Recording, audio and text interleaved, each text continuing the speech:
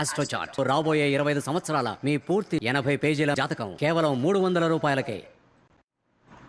మాణిక్యం అలాగే మాణిక్య కుటుంబ సభ్యులందరూ కూడా మామూలుగా వాటి ఇంట్లో ఉంటున్న సమయంలో అక్కడికి శ్రీలత అలాగే సందీప్ ఇద్దరు వస్తారు. అయితే వాళ్ళని గుమ్మం దగ్గరే చూసిన మాణిక్యం షాక్ అవుతాడు.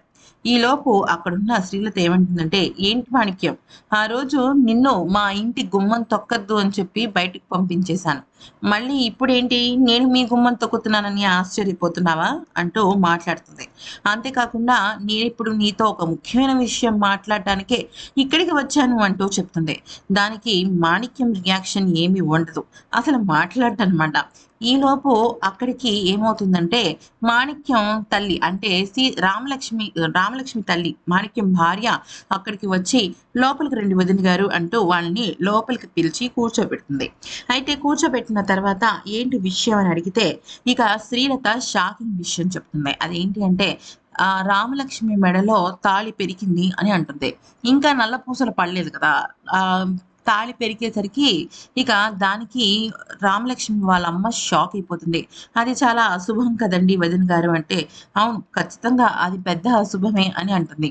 దానికి మాణిక్యం కూడా ఏంటిది ఇలా జరిగింది అంటూ ఆశ్చర్యపోతుంటాడు.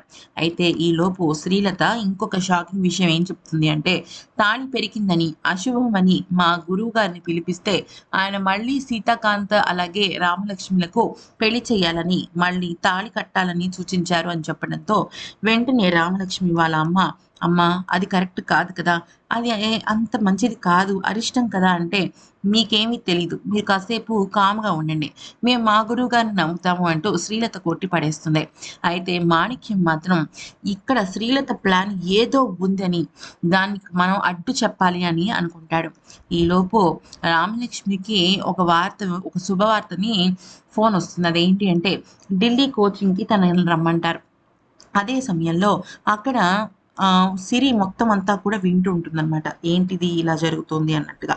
అయితే అక్కడ ఏమవుతుంది అంటే, సిరి వచ్చి రామలక్ష్మితో, ఏంటి వదిన, అమ్మ నన్ను బలవంత పెడుతుంది, మీరు తొందరగా రెడీ అవ్వాలి, నగలు పెట్టుకుని చక్కగా ఈ పట్టు చీర కట్టుకో అని చెప్పేసి అంటుందన్నమాట.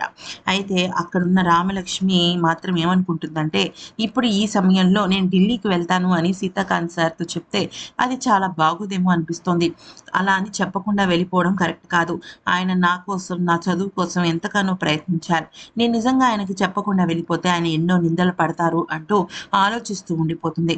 ఇక ఈలోపు సిరితో సీతాకాంత్ ఏమంటాడంటే, నేను రామలక్ష్మి రెడీ అవుతాం, నువ్వు కిందకు వెళ్ళు అని అంటాడు. ఆ తర్వాత రామలక్ష్మి సీతాకాంత్తో తన ఒక ఢిల్లీ ప్రయాణం గురించి చెప్పాలని నిశ్చయించుకుంటుంది. కానీ సీతాకాంత్ మాత్రం అలాగే కామ్గా నిశ్చేష్టుడే ఉండిపోతాడనమాట. తనతో ఏదో చెప్పాలనుకుంటాడు కానీ చెప్పలేని పరిస్థితి. మరి ఇప్పుడు ఏమవుతుందో చూడాలి.